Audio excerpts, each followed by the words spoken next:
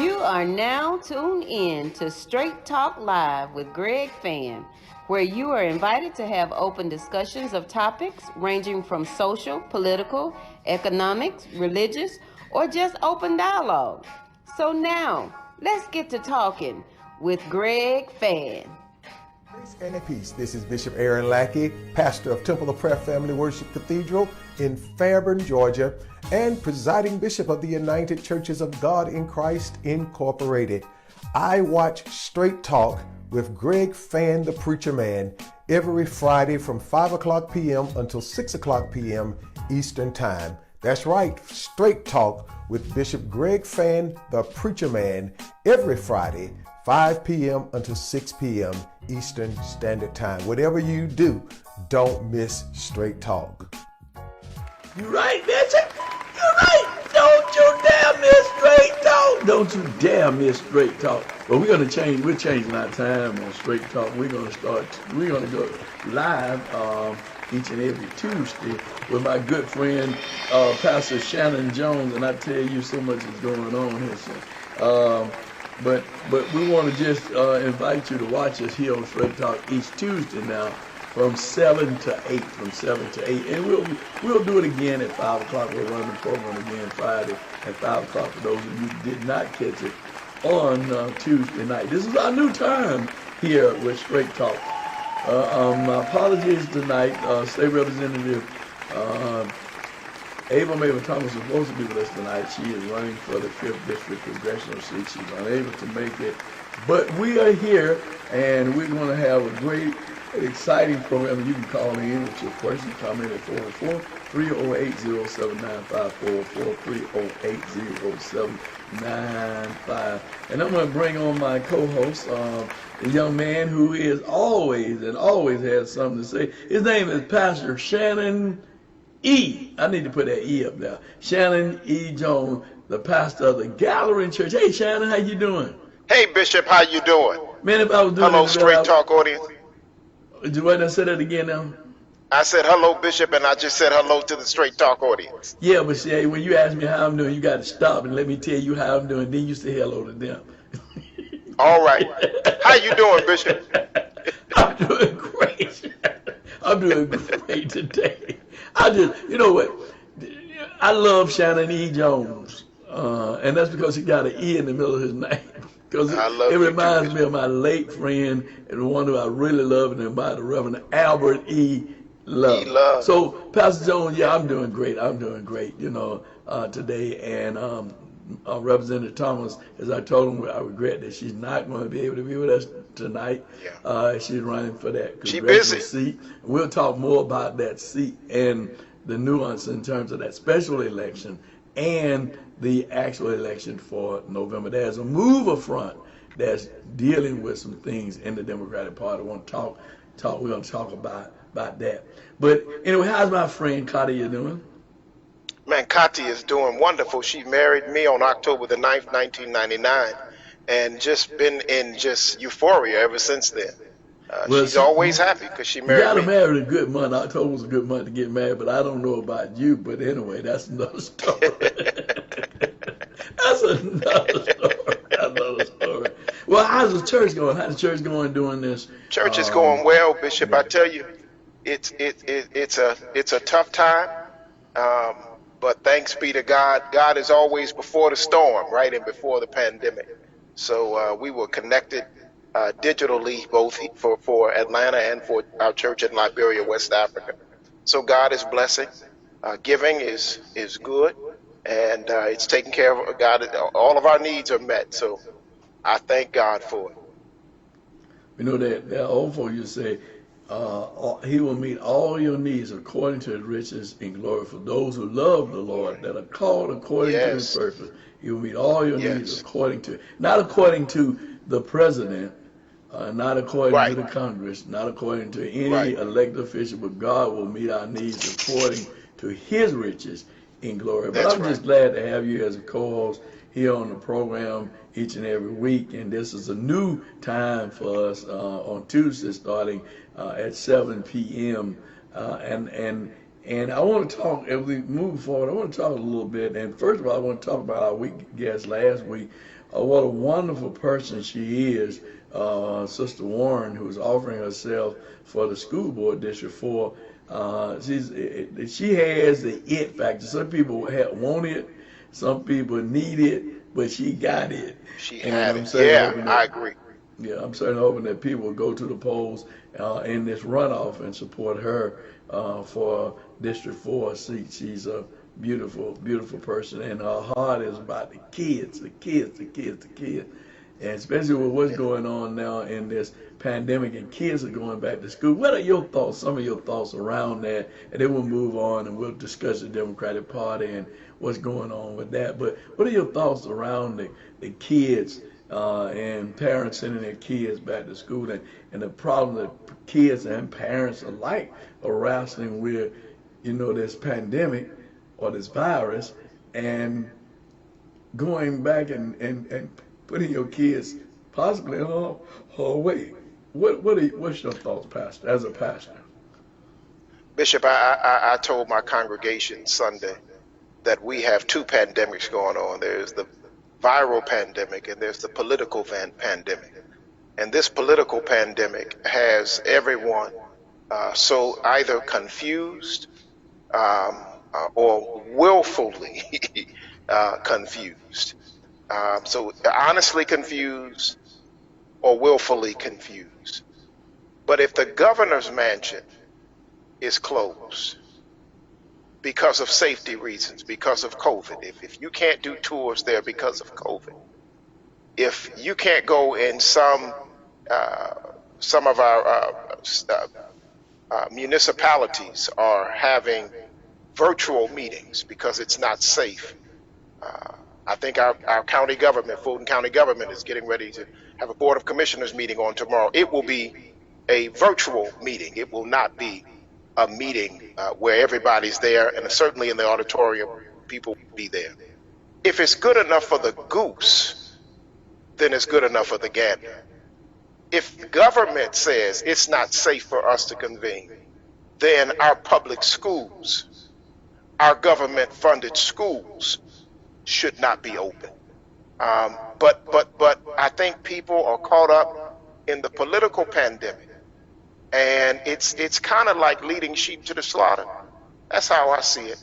I think it's a dangerous and ill-advised thing to do, and I think that the data shows that our children should be learning through virtual, just like every other area of society. It's virtual until it's time for us to go back to school, and time for us to go back in, and time for the governor to let people back in his house. I know that the parents in Cobb County, Gwinnett County, and a lot of counties wanting their kids back in school. They're wanting the schools to open back up. What do you say to that? I know we've been in a bubble when they talk about the bubble in terms of basketball, and baseball is back and basketball is back to some degree. High school football is coming back. College football is coming back. Those things that are coming back in a different way based on what we were accustomed to is coming back. And the prediction, I know you keep up with those stats, and the prediction of how many people have died just today and yesterday in Georgia, not across the country, but just Georgia. I know you have those numbers, and I know you pull the numbers on a regular basis in terms of the stats. So statistically, I know that now the president has pretty much said that the scientist, Mr. Fauci, don't know what he's talking about. Now he's saying that Deborah young Birx. lady, she don't know what she's talking about. Yeah. I mean, it's all about. He called her knows pathetic. Pardon me? He called her pathetic. Pathetic, okay. But I mean, but he said the same thing about Fauci. Fauci was pathetic. Everybody's pathetic. But when it comes to scientific data, I heard on Good Morning America today, the guy who was the head of the FDA talking about the different drugs that they're testing for the virus. And he clearly said, let the scientists do their work. Let those Exactly. people who are the scientists make Hmm. do their work that they're trained and been trained to do the work in terms of Hmm. coming up with a cure for the virus, and understanding what we need to do to flatten the curve and keep people safe, to save as many lives as we can save, because the Bible tells us everybody said, Lord, Lord, will not be saved. And Ain't we know going. that everybody Right. during this pandemic won't be saved. However, Right. but we're losing a lot of lives, and kids and seniors should be the most Yeah. precious individuals in our communities. So seniors, based on the fact that they paid the way they worked and have caused us to get to where we are now. Kids, because they're in the formative stage of learning and gathering, and they'll be the future. My wife has a concern because she said that kids, they need the social understanding of being with other kids, being around other people versus just being in a bubble and not actually relating with individuals or other kids, because we are not an island. We don't stand alone. So how do you see this playing out in terms of our kids getting back in school, our kids getting back to a place, and I'm not talking about the parents who want their kids out of their hair, they want to send them someplace other than home with them. But I mean, how do you see this in terms of kids and us as Americans, I'm talking about America, Americans having kids who will be our future, who will be able to be the future scientists, the future educators, the future lawyers, the doctors, the preachers, those people who are the architects, the engineers. How do you see that at this point? I want to hear your opinion on that. Well, first and foremost, hopefully they will be our future, if we keep them safe. But if we don't keep them safe, if we put them at risk, then we risk losing them to diseases such connected to corona, such as the Kawasaki disease that affects small infant children and toddlers. All the way up, we're seeing rising numbers. The North Georgia YMCA had a camp, and they said, you know, you got to wear a mask, social distancing. I believe at times the mask was optional. Out of 500 people that were on the 600 folks, I believe, that were at this camp, more than 250 young people brought back the coronavirus from the short time they had to shut this camp down. That's a microcosm. That's a small example of what it will look like when we force our children to go back to school. And we're going to end up having to see, I believe, we're going to have to end up seeing those schools shut down, because you got 195,435 cases that are confirmed. You got 3,842 deaths. Just stop for a minute. That's not death from, I mean, Willie Watkins will tell you folks die all the time.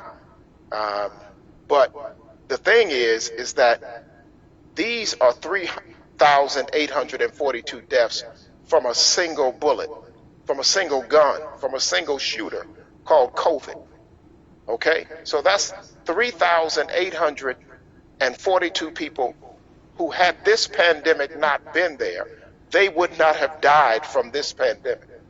Okay?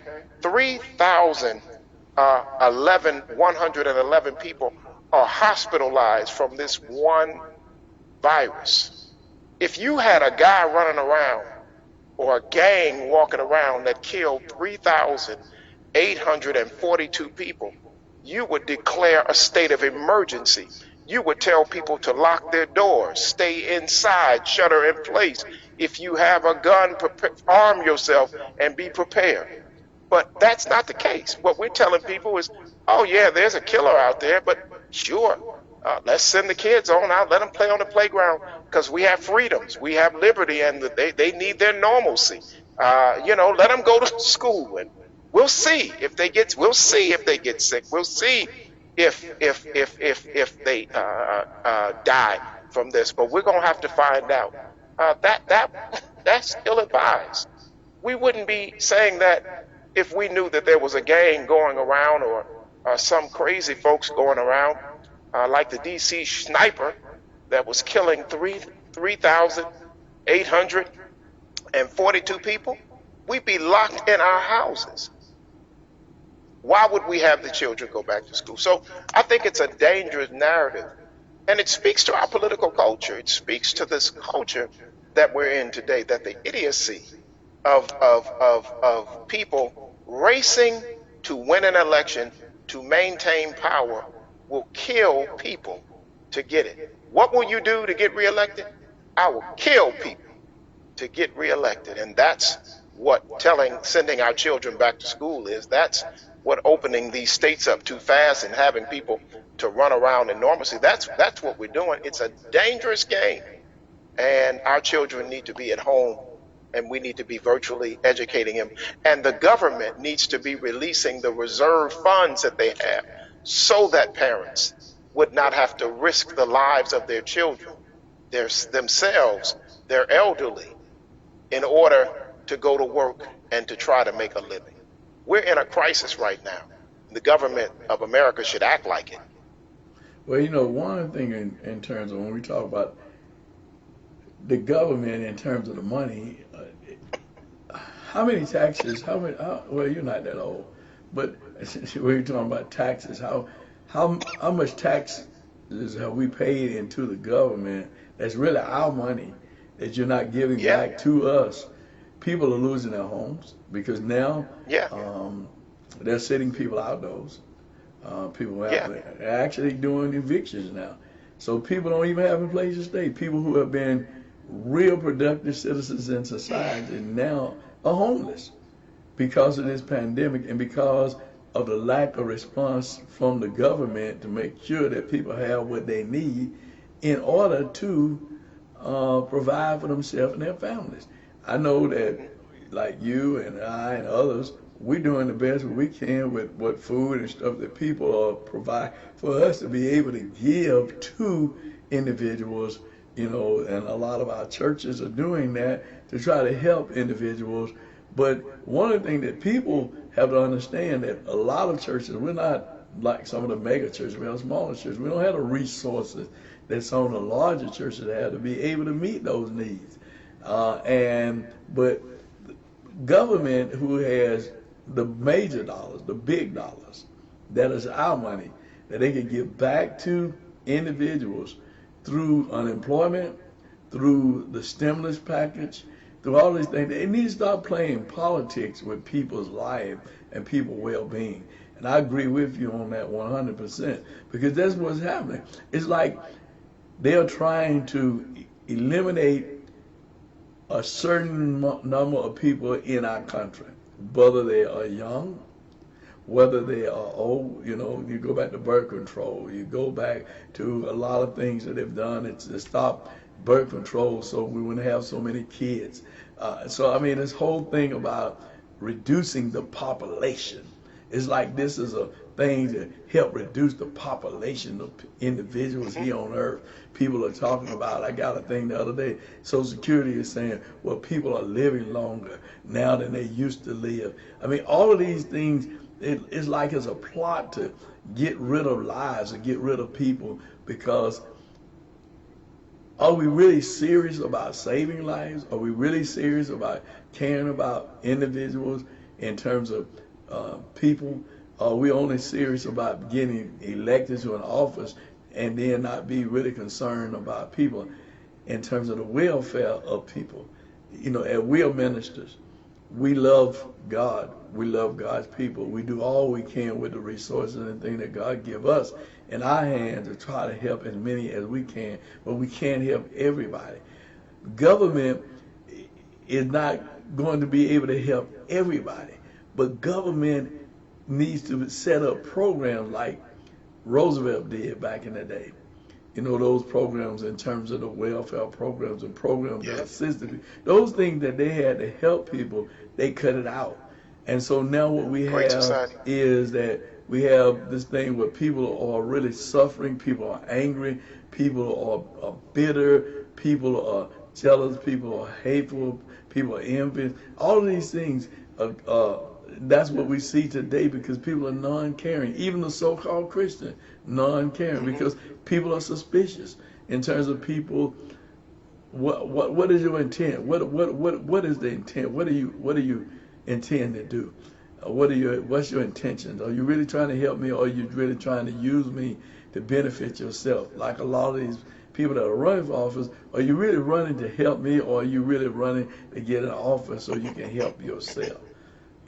So these Yeah. are the things that we're dealing with. These are the things that people are looking at.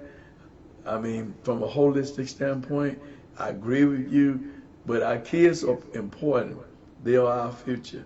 We need to make Sacred. sure, and they're very sure, that those people who are educators, those people that are administrators, those people that are bus drivers, cafeteria workers, or custodians, custodians, technicians, they call them that, they clean the building.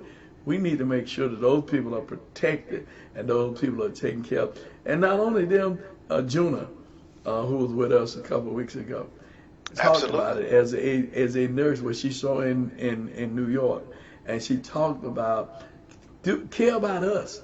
We're first line.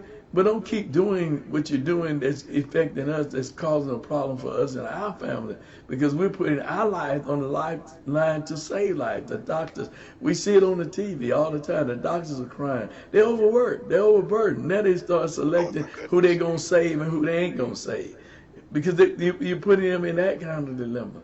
So I mean, these are things that we have to think about. Wash your hand, mask up, social distance. Mask up, wash your hands, social distance. Let's do what we need to do to keep ourselves safe and to keep others safe.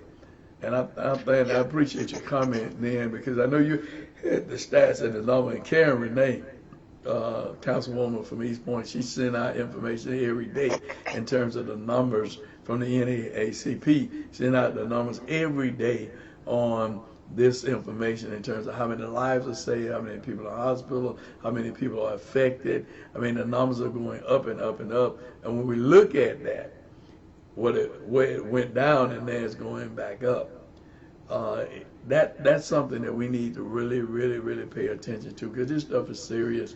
It's nothing to play with. And now they talking about bumblebees.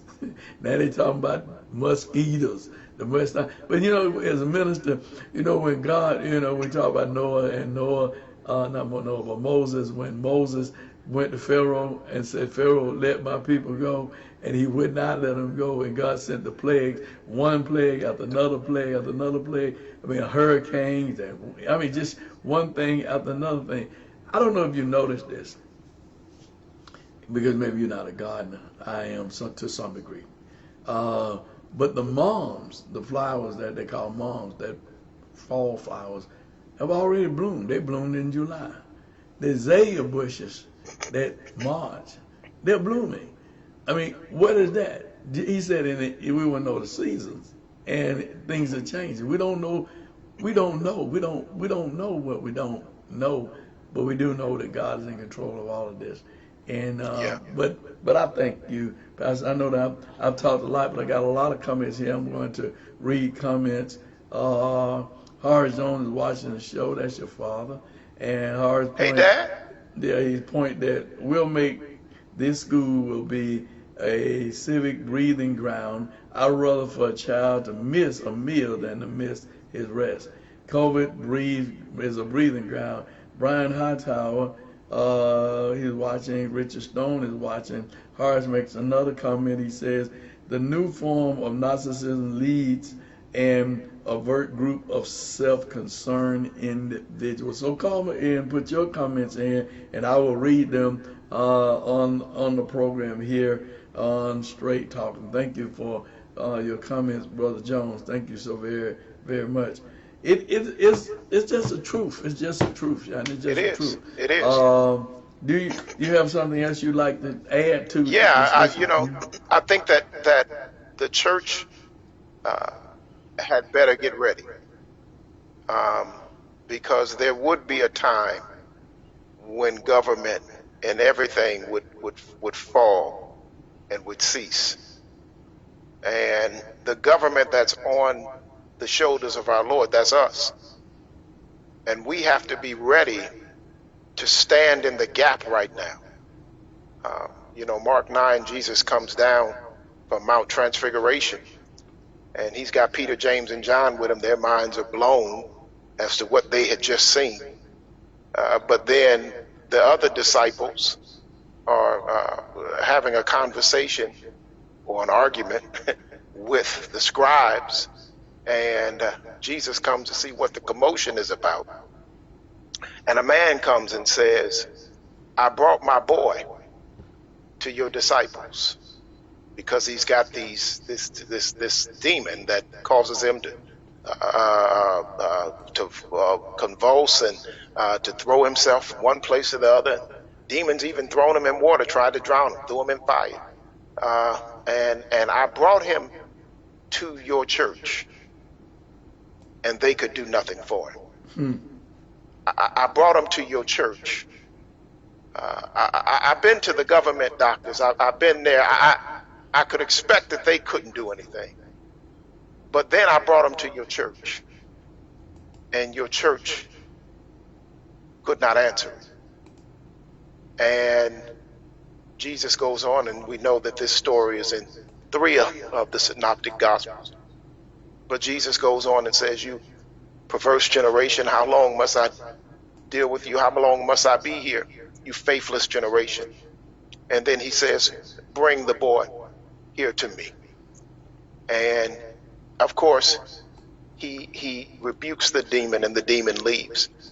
And then the disciples come afterwards, and they want to know, why couldn't they do it? Well, first of all, I know that you got this mega mentality, that you don't know, you running around like you God. But let me tell you something. You couldn't do anything because 1, you don't know the urgency of the time, and 2, because you ain't praying enough and you're not discerning what needs to be done in this hour. So Jesus tells them that they need to connect to the power so that they can have power. It's time for us as the church to discern the time and to get serious about what we need to do, because the people are going to come crashing in the doors of the church, and know in our own power we won't be able to deal with it. But by the power of God that worketh on the inside of us, we'll be able to do amazing things. This is the time. It's a critical time, Bishop, for the church to stand up. And I know this is not a church show, but you can't have 2 pastors on it and not right, because we are the church. Because we are the church. But it's an opportunity for us. Reminds me of what the Asians, the Chinese call a crisis. They see it as an opportunity.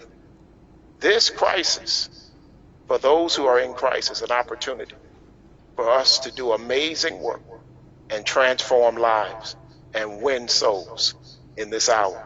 And we're going to have to do it because the government won't have the answers. All these intelligent doctors and politicians, they can't get on the same page. They don't have the answer. What does the Bible say? Shanan, what does the word say? Except to agree. Except to agree. He said he would be in the midst, except to agree. That's right. They can't agree because egos are in the way. No, and right. People are focused on their own agenda versus the agenda of the people. Your dad makes another comment, Brother Harris does, and he says, heck, we just need to bring him on the show. Yeah, well, you know what I mean? Hey, listen, you know what I mean? Why not? He raised you. He says, it's a new form of narcissism led by an overt group of self-concerned individuals. And as we look at this, that's what's happening. It's not about, I heard someone, and they got a commercial out now, it's called The Boss. I don't know if you saw it yet. It's talking about the boss. And this guy's in the room, and he's got everybody in that room, and he's just like the boss. He just, hollering at folks and yelling at folks and yelling. So he had this black guy, the brother, in the room, and so the brother stood up and was going to giving him his opinion. He said, I don't need your opinion. You just started here. You're fired. You're fired. You're fired. And so the brother, he said, okay, I'm fired. He said, but I'm going to tell you something. So his brother went on to begin to tell him something and tell him about how you are a boss. You work with your people. You do this, and do this. He said, oh, by the way, this is my company. You work for me. That's right. So Right. the reality of it is, and then so the point that I want to make here is that he went on to say that this is what the advertisement said. It went on to say that religion can't do it, the political folk can't do it, only business people can do it. So it's the messaging that's going out. It's like religion has no place in our society anymore in terms of being the moral conscious, being the moral conscious of the individual.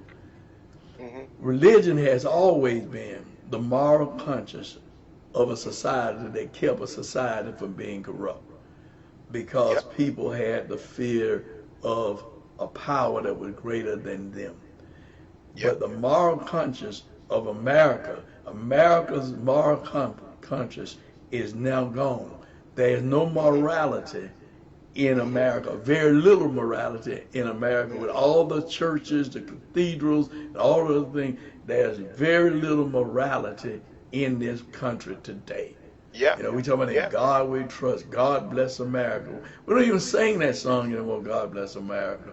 My country, 'tis of thee, sweet land of liberty. It used to be, but we got a president or an individual who wants to turn it into a dictatorship. He wants to, they want to dictate how people are going to live, who's going to live, and who's going to die. Like your dad said, it's a form of narcissism. It is. It's Hitler all over again. I mean, let's just call it what it is. And, you know, Brother Jones know what he's talking about. He raised you. So you know exactly what he's talking about. That's my daddy.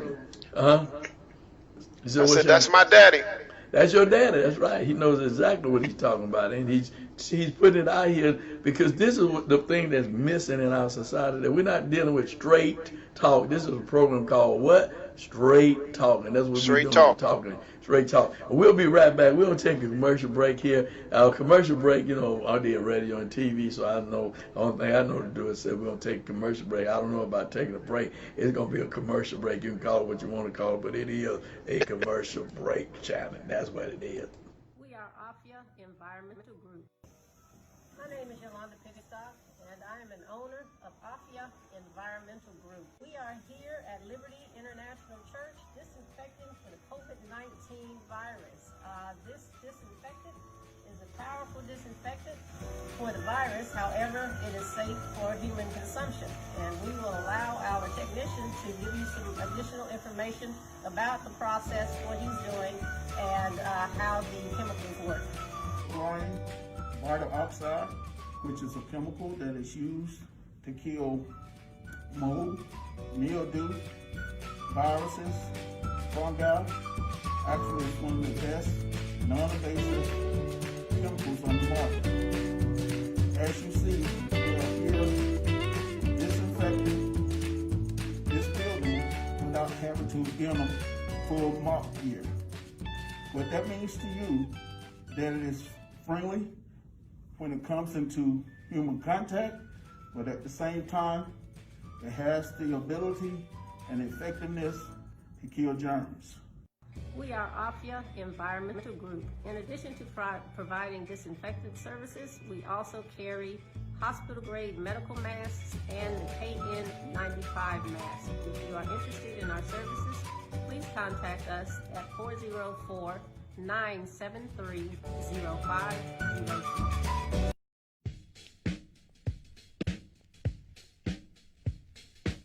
Hello, my name is Francesca Warren, and I'm your Fulton County School Board District 4 candidate.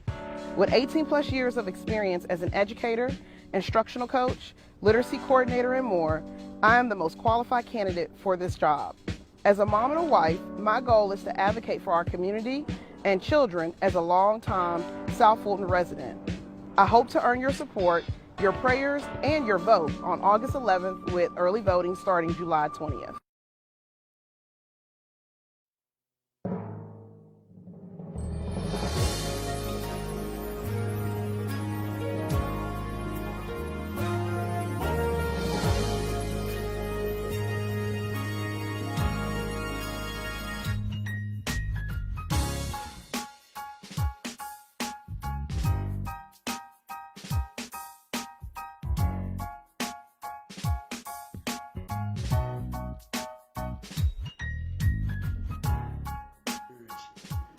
Hey, Shannon. What's going on, Bishop? Well, what's going on? What was going on before we left? Now we're back. I Well, I want to. tell you, I'm excited about Francesca Warren.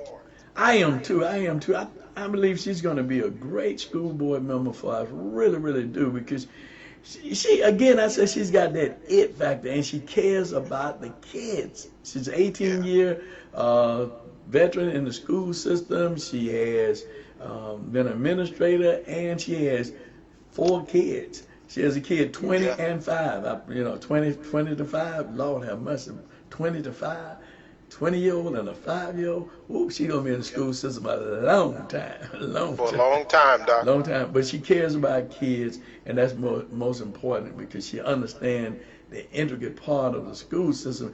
I always say that when people run for office, you should have either worked for government so you understand how government works.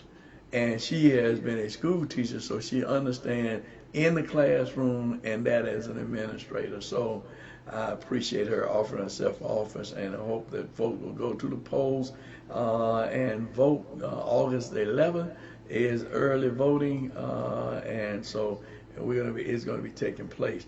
So, Shannon, I want to change subject just a little bit. I want to talk about this Democratic Party, and this thing with this 5th congressional seat. I had an opportunity to be on the call today with Myra Smith. She is heading up this thing. She used to be with the American Civil Liberty Union. She headed it up. She is the one that's out calling for some change in terms of the Democratic Party and this process, and how we select candidates in case we have a person that passed on a congressional level, like Congressman Lewis did, so that person would be selected in a fair and equitable way. So it would be a candidate that the people want versus a group of people selecting an individual to run Yeah. in that seat. Long talk, they're going to have a protest at the Democratic Party on Friday at 4 p.m. To protest the process. They are asking that the party reconsider their position in terms of the individual who they selected, because they feel that process was not a fair process. What do you think about it? What's your thoughts on the process in terms of how they selected the individual that will replace Congressman Lewis? Democracy works if we stay out of it and allow it to happen. I believe in the democratic process. I believe in the process of democracy. Our party states that we believe that too, so much so that we are Democrats. I think that we get into a kind of a Russian Politburo when we start picking who the candidate should be. John, I'm gonna stop right here on the point. You made a point that you said that the party believes in democracy. No, I said that our name indicates that we should, right? Okay, I mean, okay. I just want to be clear on that. yeah, I want to no, be clear no, on that. no, no, Okay, no, okay, no, okay. no, Okay. because that same party, didn't want us to vote 50 some odd years ago. So, Dixiecrats. But what I'm saying is that the democratic process, and I'm a lifelong Democrat, the democratic process of democracy, it works.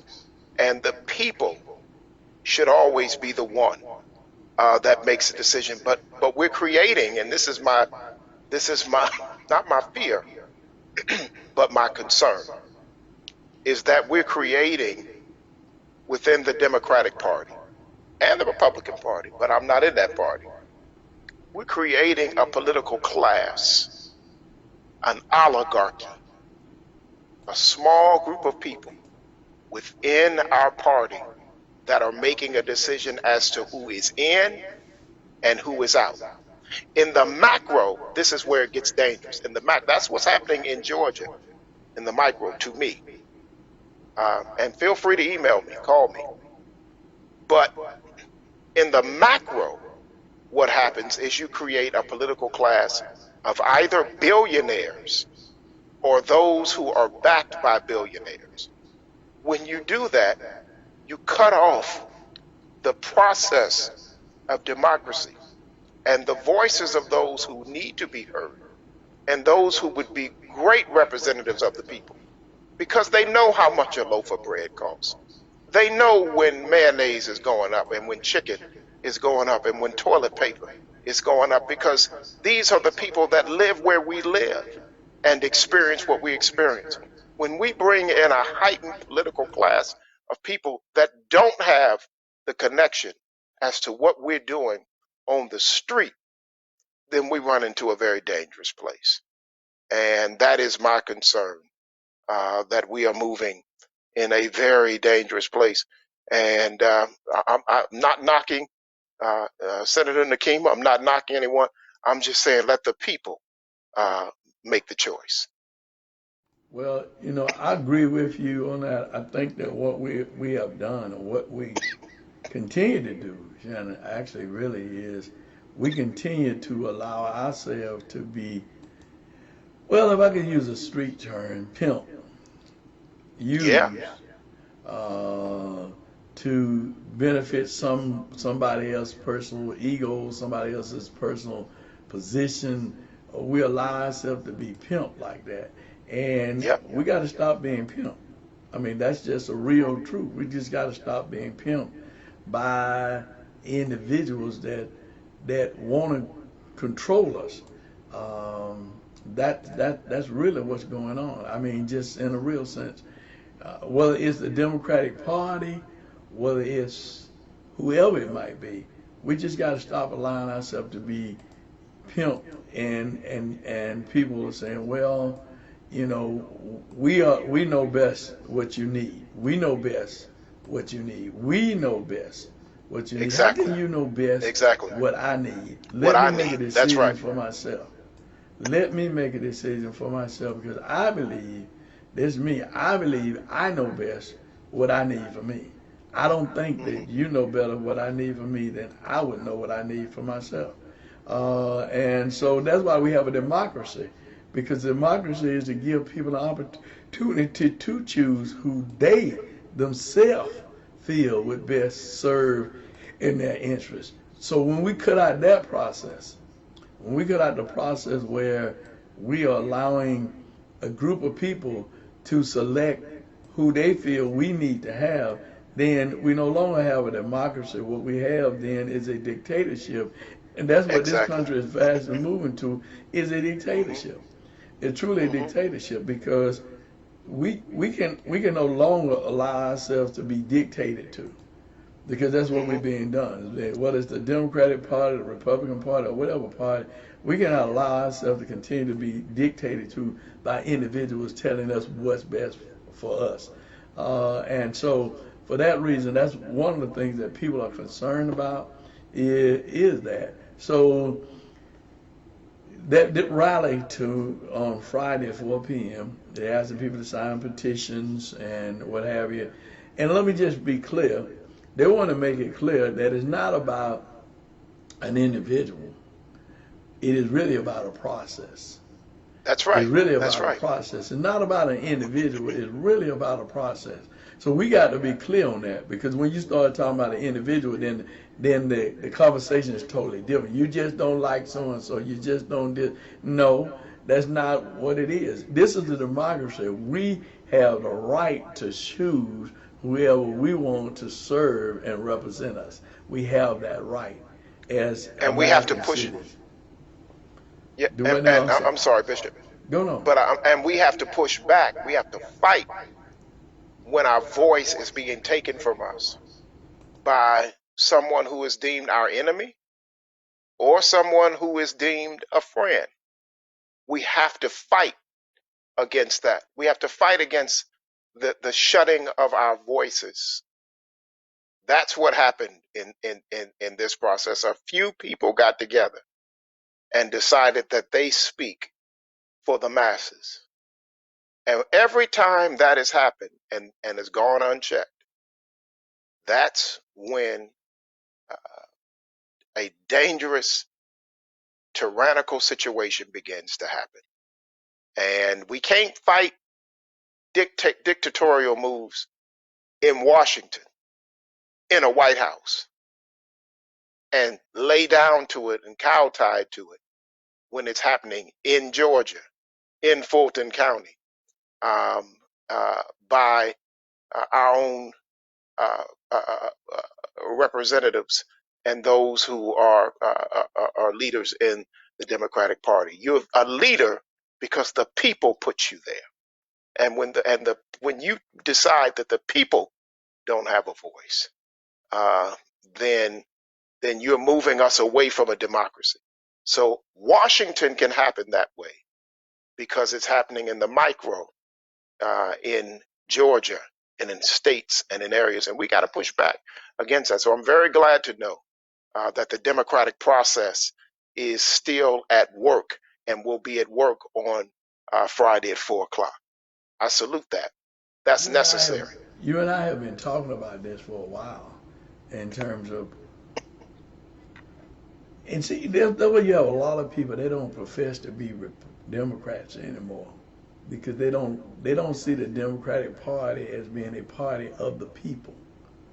The Democratic Party was a party of the people, but it's not a party of the people anymore. It's a party of individuals who seek to control the people based on their own personal interests, right? I remember at 18 years old, my first vote at E.R. Carter Elementary School, which is no longer that, on Ashby Street, which is now Joseph E. Laurie Boulevard. I voted in the race for Hubert Humphrey and Nixon, and I voted for Humphrey. That was my first vote. Brother Jones, what was your first vote? Let me see what Brother Jones' first vote was back in that day. See if he's still watching us. See what his first vote was. What was your first vote in terms of the first time you voted, Shanan? Who you vote for the first My time? first vote was for Clinton in 1996 because I couldn't vote in 92. I was only 18 in 92. I voted for Clinton in 96. All right. I mean, what the question is, I'm asking the viewers, what was your first vote? Who do you vote for? And why did you vote Democrat versus voting Republican? When the Republican Party was a long time ago, was a party seemingly of the people because of Lincoln freeing the slave, right? And so when did black folks start becoming Democrats as opposed to Republicans? Based on what? What caused them? Because it seemed back in the day that the Democratic Party was a party of the people because they were creating social programs or programs that was helping poor people, black people, trying to bring black people out of some reasonable sense of poverty by creating programs that in some sense it kept poverty in terms of kept people on welfare and welfare programs, but they had programs that were assisting the people. Where are those programs now? I mean, I know Where that they right? Yeah. I know now that they're saying, and Nancy Pelosi and Congress are talking about what they want to do with the stimulus money and how much they want to continue to give to people. And we know that we're having pushback from the Republican Party in terms of what they want to do. And their thing is that people won't work, don't want to work. If we continue to give them this kind of money, they won't work. This is why I have pushback on that. This is my pushback. In all things, you're going to have some people going to try to work the system. I don't care who it is, black, white, Asian, Indian, whatever, young, old, blind, crippled, bald-headed, tall, or poor. They're going to try to work the system. But there are people who really need the help. As I said earlier, there are people who are losing their homes because they cannot afford to pay the mortgage. There are people who try to keep a roof over their head, but they didn't have gas, they didn't have lights. They were in those lines, and you saw them, and I saw them trying to get food. Long lines waiting, trying to get food so they could have some food for themselves and their families. These were people who had jobs, but because of this pandemic and this virus, they were not working. And I don't see people going quickly back to work and this economy turning around because people opening doors, because people are not going to be quick to be running back out here to these stores. Now we have a lot of young people, still doing that thing. They buck wild and they doing that thing. They doing it. But your senior citizens and your people who are using common sense, they're not doing all of that. They're not doing all of that. So as we look at the party and we look at the Democratic Party now, it seems like they want to do something from the party sense in terms of monies. But what about real programs to help people, long-term programs, not a band-aid, but long-term programs to help people to stay in their houses, they have health care, they have education for their kids, those things that are dear and important to people. You know what I'm saying? When people want to come to America, the American dream was to have a home, to buy a home, have a car, good education. I mean, that was the American dream.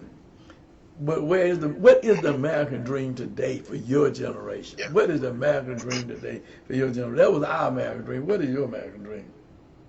Well, you know, when you say for my generation, I'm kind of an old soul. So I think that, you know, my generation is kind of split.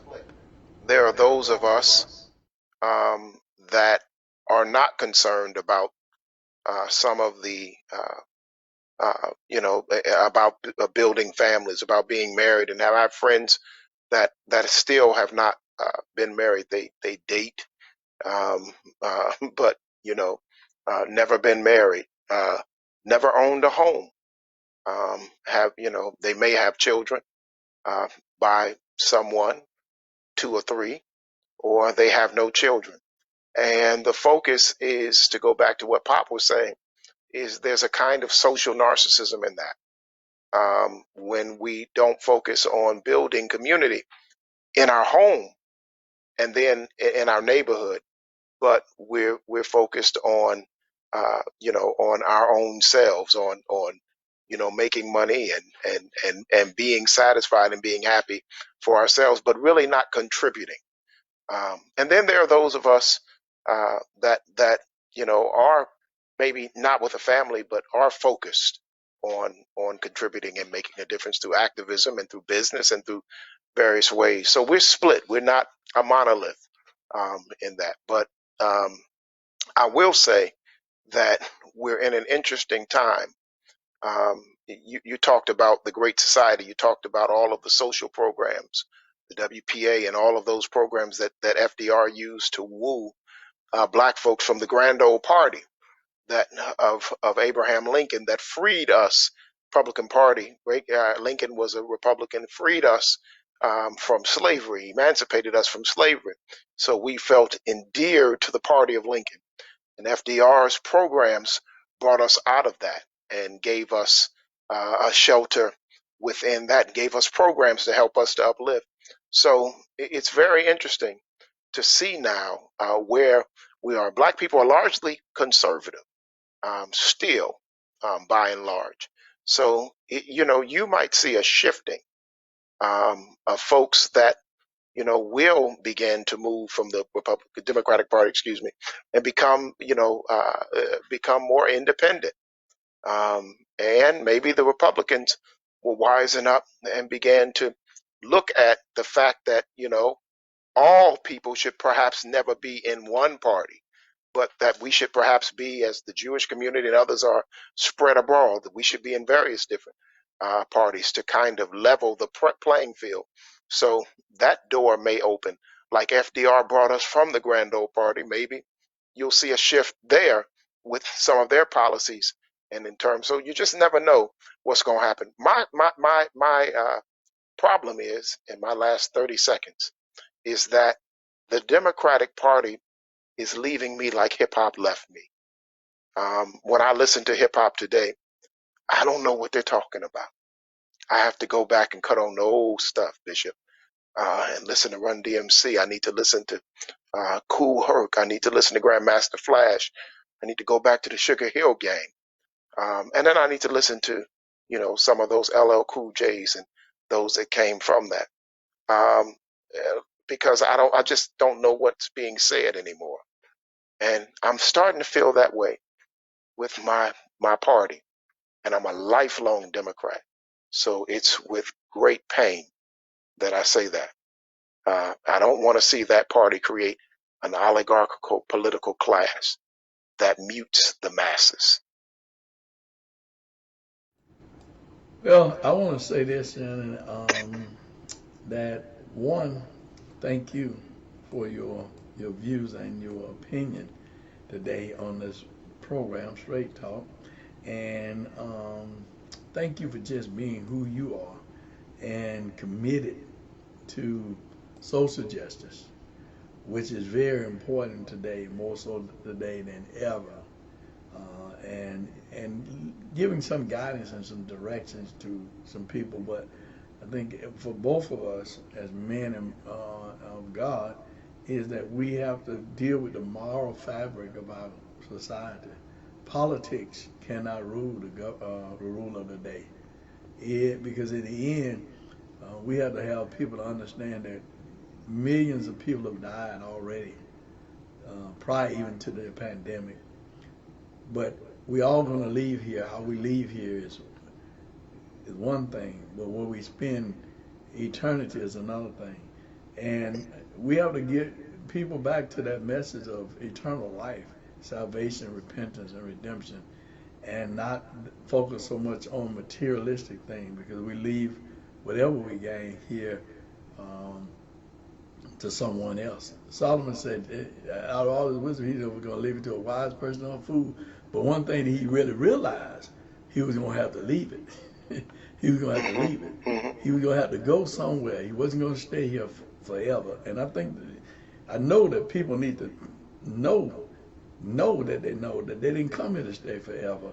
And there is a final resting place for our soul, and where our soul will spend eternity. It won't be Labor, Democrat, Republican, or Independent.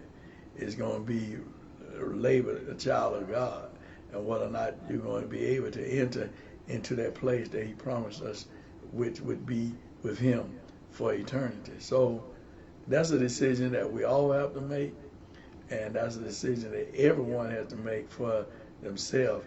And as my mom used to say to me, every tub must sit on its own bottom. Every tub must sit on its own bottom. So we have to make that decision for ourselves, and we make decisions every day.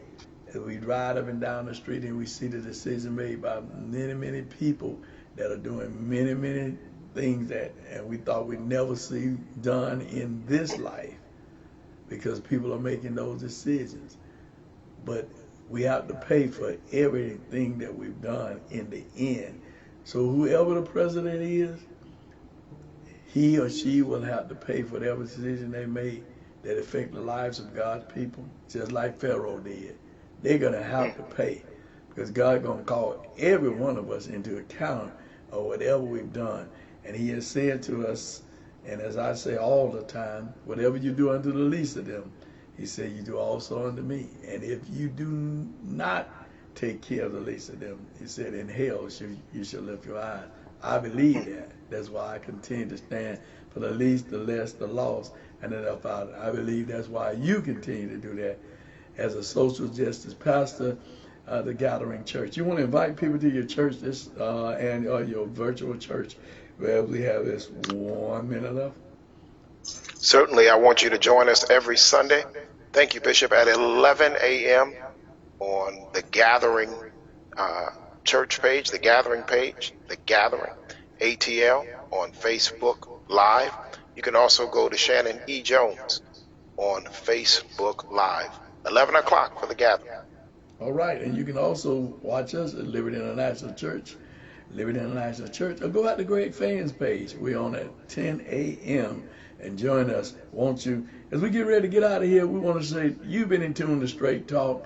This program will air again on Friday at a regular time from 5 until 6, but our new time will be from 7 to 8. Again, thank you so much, Pastor Jones, you and your wife, Katia Jones. Thank you guys for all the work that you continue to do out there for the people of God. God bless you, my brother, and may heaven smile Bless you, sir. upon you. Is our continuous prayer for Shanan E. Jones. Harris, and I'm running for Fulton County Superior Court Judge, and I'm in the runoff election on August 11th. I've been serving you full-time as a Fulton County Magistrate Court Judge for the last 10 years, the last 5 of which I've served as a Fulton County Superior Court Judge, sitting by designation, handling a wide variety of cases. I'm a Spelman College and Georgetown Law graduate, and I've been a resident of Fulton County for over 25 years. As our next Fulton County Superior Court Judge, I'll continue to treat every person that comes before me with respect and compassion.